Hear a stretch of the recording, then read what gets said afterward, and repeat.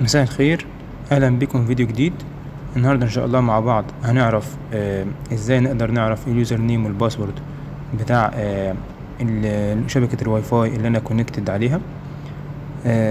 اول حاجة بخش على علامة الواي فاي اللي فوق يعني، تمام.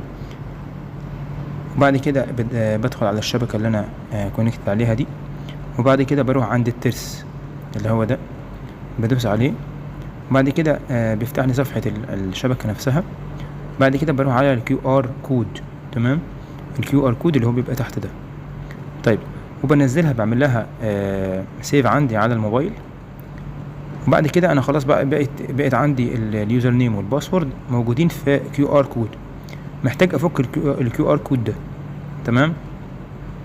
كنا عملنا فيديو قبل كده ازاي افك الكيو ار كود ده، او ازاي اعرف اليوزر نيم والباسورد بتوعه، تمام. فانا عندي كده طريقتين. اول طريقه ان انا في برنامج بتاع الكيو ار ده، البرنامج ده اهو. ده البرنامج بتاع الكيو ار كود. طبعا بفتح البرنامج وبحط الصوره زي ما احنا شايفين كده، بيطلع لي على طول اليوزر نيم والباسورد بتوع الكيو ار اهم، تمام.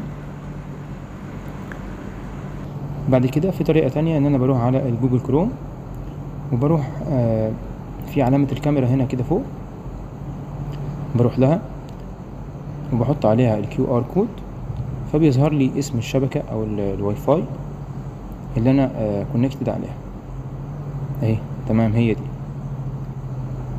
اوكي.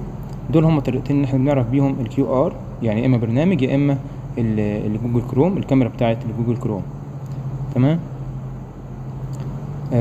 لو عجبكم الفيديو اشتركوا معنا في القناه وفعلوا زر الجرس عشان يوصلكم اشعار بكل فيديو جديد.